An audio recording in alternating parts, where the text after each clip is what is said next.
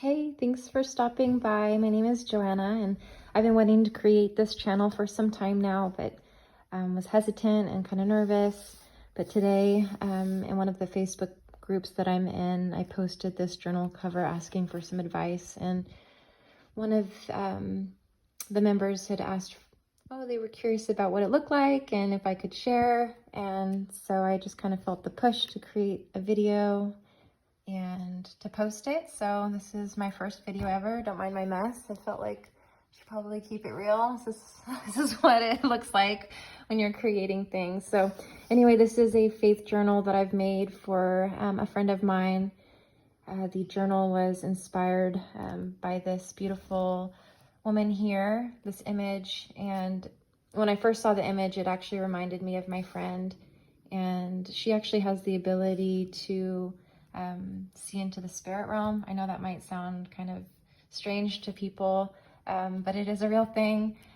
She is also a Christian and a believer in Jesus, and she does have the ability to see visions and things. So the idea was to create something special for her so she could use it as a tool to communicate with God and just to have some alone time with him. So it is a prayer journal, and yeah, it turned out completely different than I originally expected. The original idea was actually something more like this, very simple, doesn't have the border or the dried leaves incorporated. It was supposed to be just a very simple design, just because I really enjoy the paper here where it says all the names of the books of the Bible and kind of faith encouraging words. So yeah, I screwed up on the border, and so I went ahead and I just added some linen tape. That's what this is here. It's decorative linen tape, and to go ahead and secure the paper down on both sides.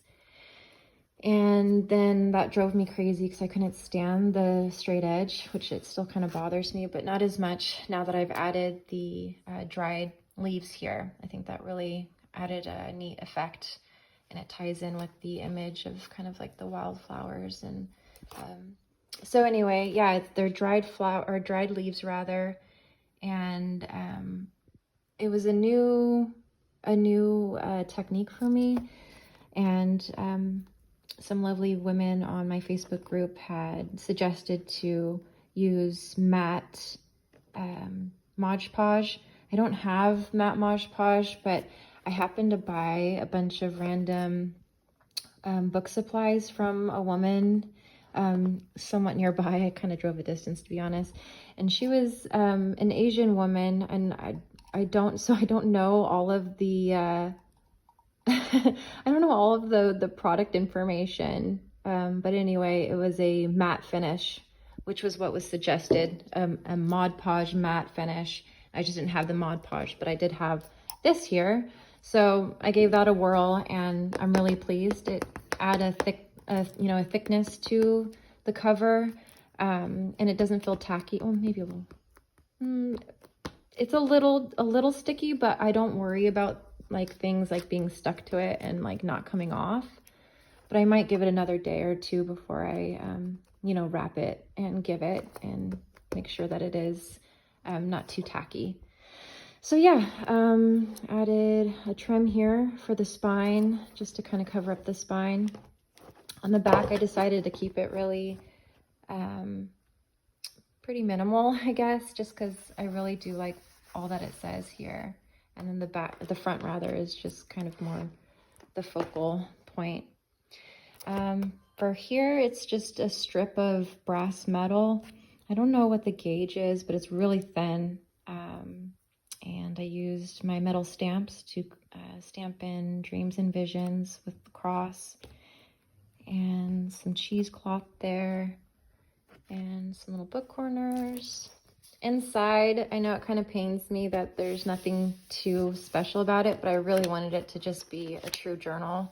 But then there's this little envelope here. There's a pocket here where you can fit some papers here, which I'll do. And then also a little pocket here. And I haven't quite finished this piece here. I'm waiting for this piece here to kind of dry, and I want it to become a little bit thicker so she can use it as a place for to hold her pen. So that's kind of the idea with that. If not, then I'll just go ahead and glue that down completely because I think it looks pretty there. So that'll say prayer. And then in the back is just the same pocket, same envelope, where she's able to put papers there, or maybe pictures or different ideas, I don't know. And she happens to bake, so I found this really cute ribbon that's hand stamped. I didn't hand stamp it, the person that I bought it from did. And she likes to bake bread and things, so I'm hoping that maybe that'll encourage her to bless someone with her gift of baking. And then I'll add something here, I'm not quite sure. And then in the back, that's it. So yeah, I hope you enjoyed the little showing of my handmade faith journal. And if you are interested in me making more, just let me know. Thanks for watching. I really appreciate it. Take care.